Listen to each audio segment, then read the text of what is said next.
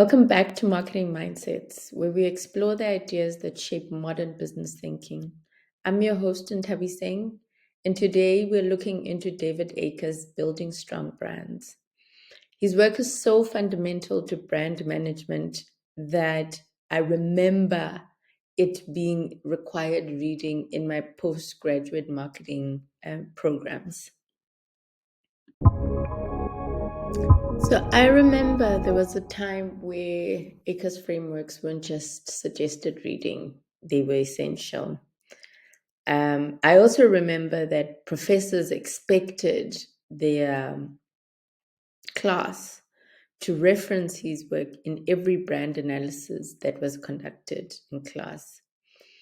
And I suppose there's a good reason for that, because this 1996 book, Building Strong Brands, became the cornerstone of strategic brand management. So, in our last episode, we explored the battlefield of marketing warfare. And today, we are shifting from combat to construction. So, basically, how to build brands that stand the test of time. I mean, I always say in my introduction, this is not just another marketing book. It's something wonderful. And I say that because I really do believe that it is.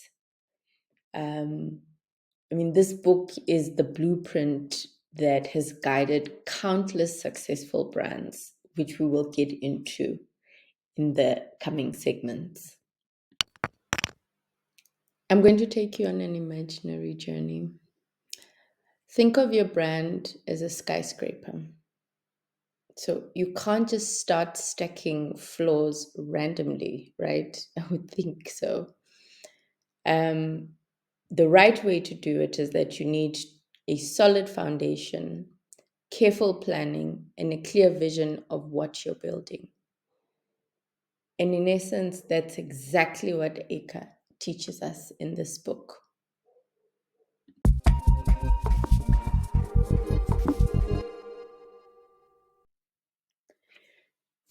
Let's look at his concept where he differentiates between brand identity and brand image.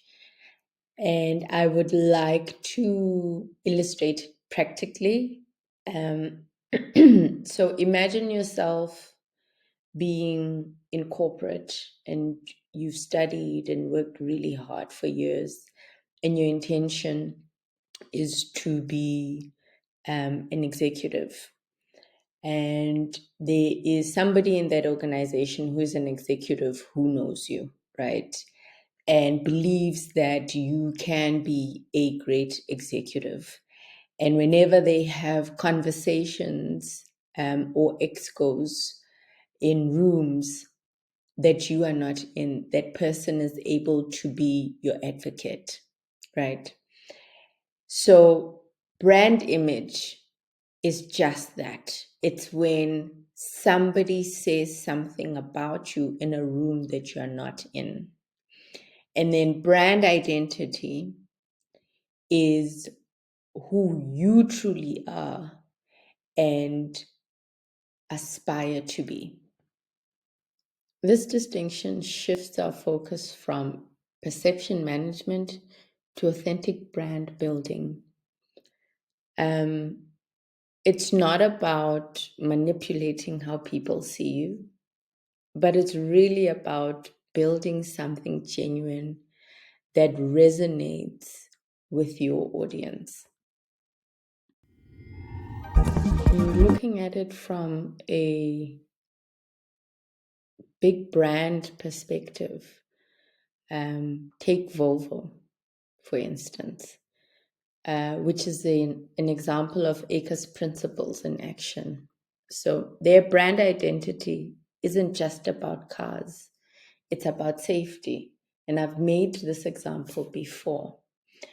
It's also about your family being protected and that the brand is environmentally responsible. So every innovation, every design choice, every communication that Volvo does reinforces these core values. So, the fun and interesting part is looking at how modern brands are applying these principles in the digital age. I mean, these brands don't sell products, they sell value, they sell environmental stewardship, they sell sustainability, they sell fun, they sell adventure. There's so many things that they sell, which aligns to Aaker when he says building a brand should transcend the product.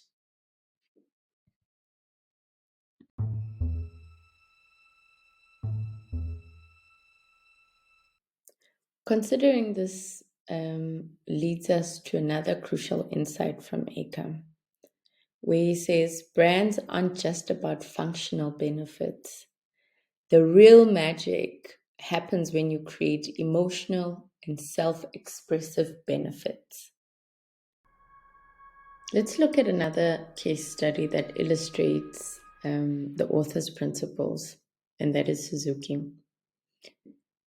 This brand is masterfully built and has an identity spanning both cars and motorcycles under their way of life tagline.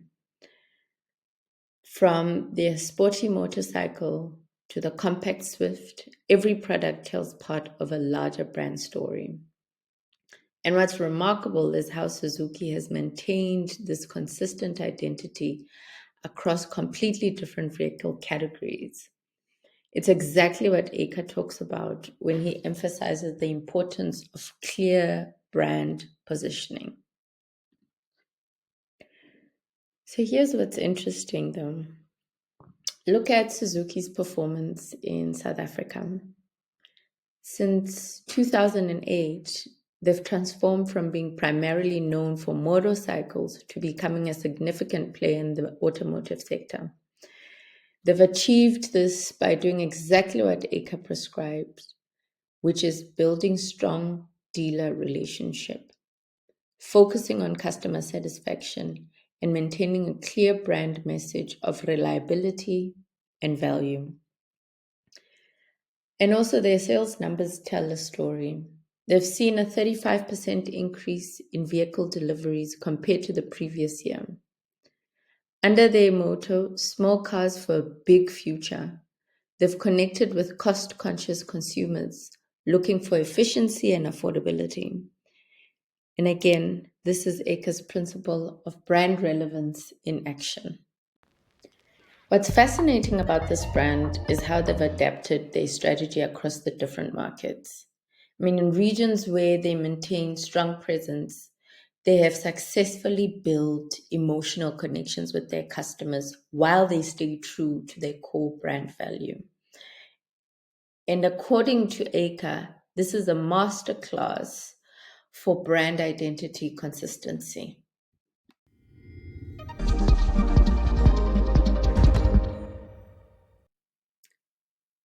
Now, let's look at something else, and that is how Aaker's ideas have adapted to our digital age, particularly the marketing funnel. Picture the marketing funnel, the traditional one that is. Awareness at the top, consideration in the middle, followed by purchase, and then at the bottom, it's retention. And this has been the cornerstone of marketing thinking for a long time. But things get interesting because in today's digital world, consumers don't follow this neat and linear path anymore. So if you think about it again, during your last purchase, did you move smoothly from awareness to purchase? Probably not.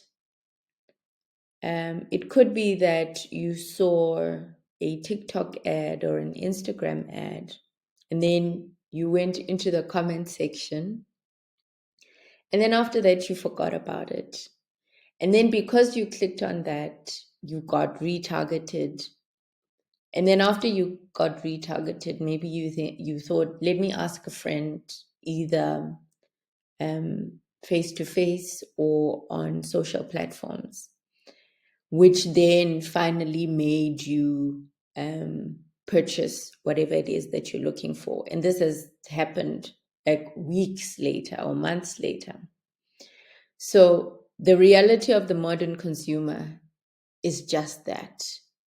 Consumers don't follow the linear path anymore. It is, however, fascinating that while some argue that the funnel is outdated, experts like Mark Ritson suggest there's still value in its core principles. So it's not about abandoning the funnel, but really more about adapting it. So people must think of it more like a network or an hourglass than a simple funnel. So going back to Suzuki's approach in South Africa, their success isn't really built on just moving customers from awareness to purchase.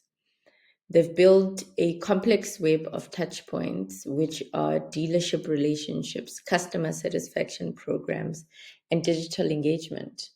So each interaction helps build the brand, whether it's someone's first encounter with a Suzuki Swift or a loyal customer sharing their experience online.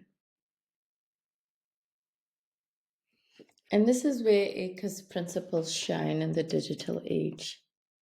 I mean, modern brands need to think about every stage of customer interaction, from that first social media impression to post purchase advocacy. So it's not just about moving down a funnel, it's really about creating a continuous loop of engagement that builds the brand's strength over time.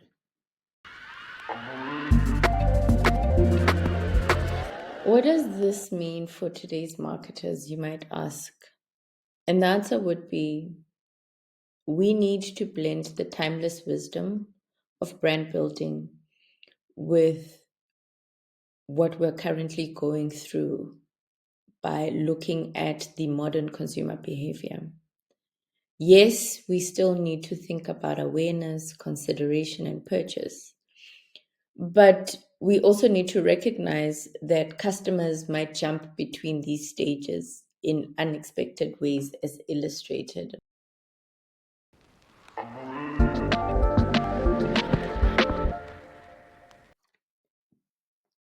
So, with all considered and principles followed,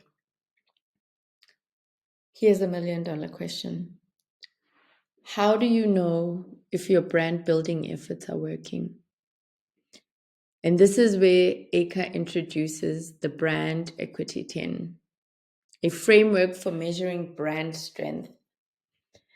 So it's like a health checkup for your brand, covering everything from awareness to market behavior. So it's no secret that Aaker's principles have evolved in our digital age. Social media hasn't changed the fundamentals of brand building, but it's amplified them. So in today's world, today's successful brands are those that understand that they have to create consistently and authentically across all channels. So, considering these, I'd like to leave you with actionable takeouts before we wrap up. And those would be, you have to define your brand identity clearly, not just what you sell, but who you are. You have to focus on building emotional connections, not just functional benefits. And lastly, measure your brand's health regularly using Aaker's frameworks. So, that's our look into building strong brands. I hope you enjoyed it. Next week, we'll explore another book in business thinking. So until then, keep building those strong brands.